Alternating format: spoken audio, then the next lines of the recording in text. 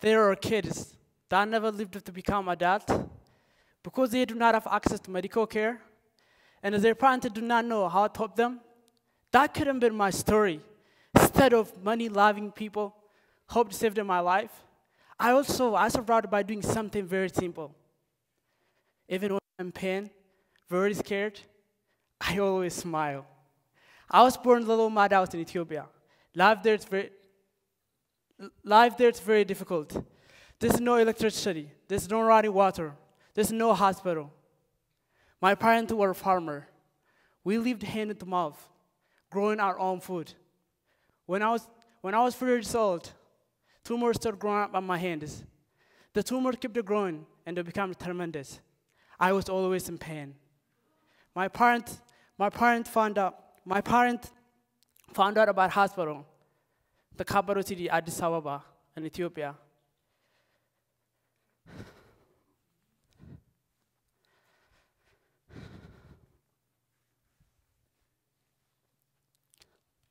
That may be able to help me. My dad and I walked 3 hours, get to the city.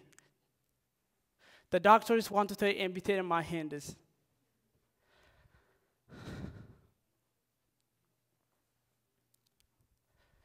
That turned us away because we do not have enough money.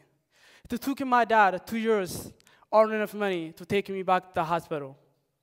The doctors, they wanted to amputate my hands. I was smiling because I didn't know what they were saying. I thought they were going to help me.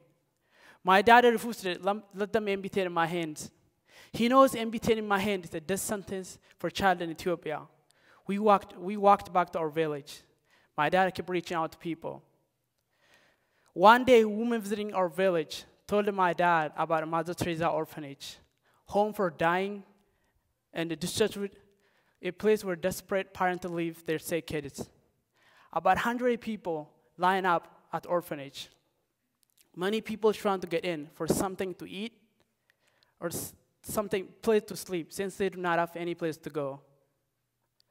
Anna walks out and picking people to go inside. When it was my turn, my dad told me to take off the blanket from my hand. I always kept my hand under the blanket.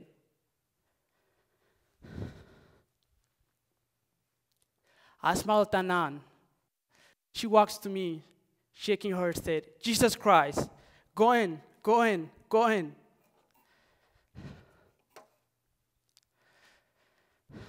And nurse take to me see Dr. Horse. Dr. Rick's from Ethiopia. Dr. Rick's from New York. He lived in Ethiopia for many years, helping kids with a life-threatening condition that no one else couldn't help.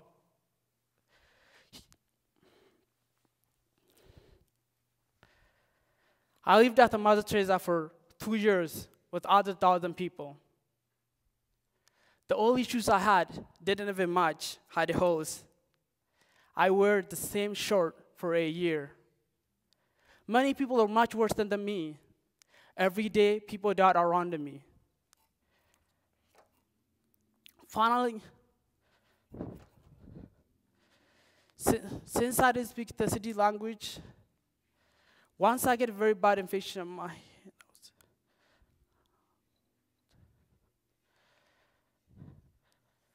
I almost died several times. One time, I sneaked out from orphanage because I missed my family, trying to walk back to our village. On my way home, I was surrounded by hyenas. Not this real hyenas. I barely escaped. Another time, this is a fire in the middle of the night at the orphanage. I was almost trampled. Once I get a bad infection on my hand,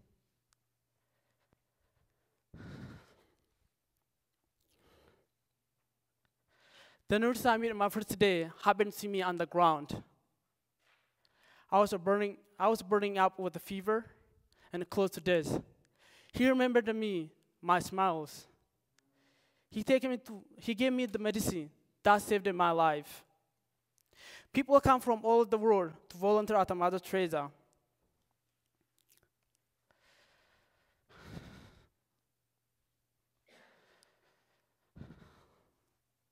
Since I didn't speak the city language, I always smile to meet people to help me. Many people come from all over the world to volunteer at Mother Teresa. I was smiling when I met a volunteer from Canada, Namusa. She took me to different hospitals at Addis Ababa, Ethiopia, to see if they couldn't help me. The answer is always the same. All they can do is want to amputate my hands.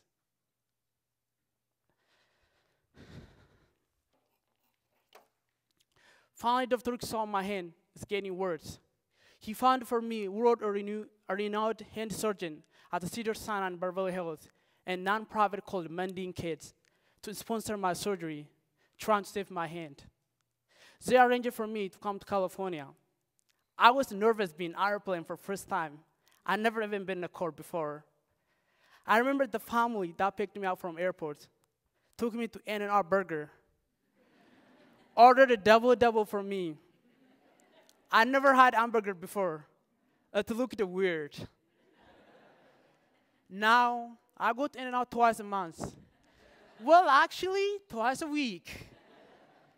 My new family take him to see my new family take him to my hand surgeon, Dr. David Kober and Miles Cohen. When they saw my hand, they were very surprised. I didn't understand what they were saying. I just looked around and smiled. I thought they were going to amputate my hands. And weeks before I had the surgery, I started learning English. An interpreter at the hospital told me my hands will be later soon. After my first surgery, when they removed the bandage from my hand was super light. My hand was super light. I couldn't stop saying, I couldn't stop smiling, saying, my hand's little. That was the happiest moment since I was born.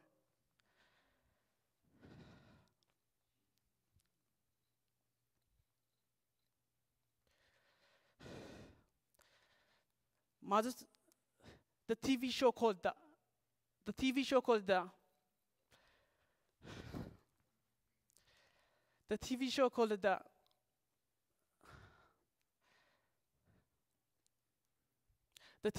The Doctors did an episode about my miracle surgeries. I was an episode on Grey's Anatomy, was also based on my life.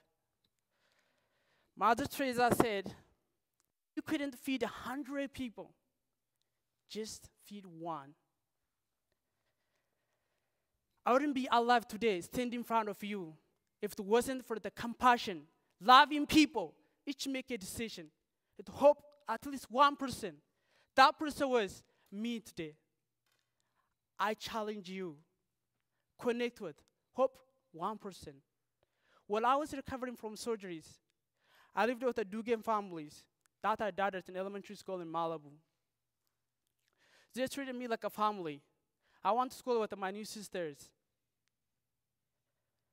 I'd never been to school before. I was holding book upside down, even I don't know how to read. My teacher, Mrs. Coy, taught me how to hold the book, taught me how to read. All the kids from that class pushed me to improve my English daily. I even got to be our class play named that internal organ. I played the spleen. Mrs. Cohen and the money family from that class were still my close friend today. After I recovered that the school years ended, two marvelous mamas who were caring for me took me back to Ethiopia. I asked them if I couldn't continue with my education. They made arrangements for me to go to boarding school. The principal of the boarding school in Ethiopia hoped me to catch up so I don't have to be with the kids much younger than me.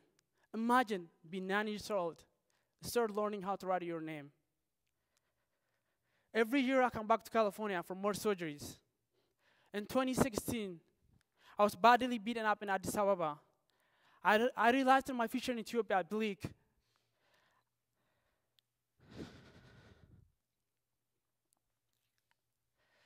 When I returned that summer for my surgery, I asked another wonderful mom I met through to my doctor to help me stay in the United States. She set up a GoFundMe and raising money from my education and immigration attorney, and funding for me a new family that take care of me. She gave me the hope. She gave me the hope to make life in the United States.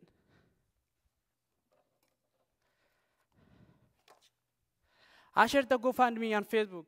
What an incredible tool to connect people that needed hope and the people able to hope. My doctor's sisters and brother-in-law saw the GoFundMe on Facebook. I was jumping around. I couldn't stop smiling. When I heard they were going after helping me, living with them, and hoping me to graduate from high school. I wouldn't be living with a family that the doctor gave me new hands. All their extended families always next to me. Everyone I have talked about today is connected. Even though they are busy people, they take their time to help me. Now instead of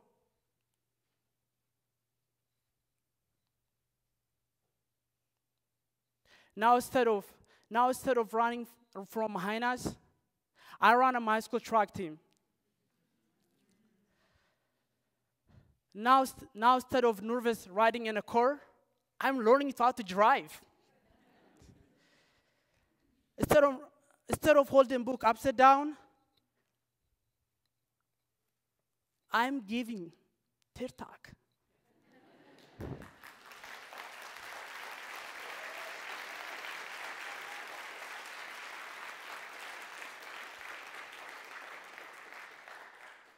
And I'm also working with a journalist friend, writing a book about my life. I believe I made it through my tough childhood because my parents didn't give up on me. Even though when I'm scared, nervous, I always manage myself to do something very simple, always big smile. I have made a connection with so many good people that take their time, helping me with big and small ways to work toward my goal, continue my education, and live in America. Many less fortunate children do not have the opportunity and loving care that the connection that I did. All of you have the power to make others' futures bright. Maybe your friend, maybe your neighbor, maybe your grandma, maybe a stranger like me from other country. By connecting another, by offering helping hand, you're helping yourself, and you're making this world a better place.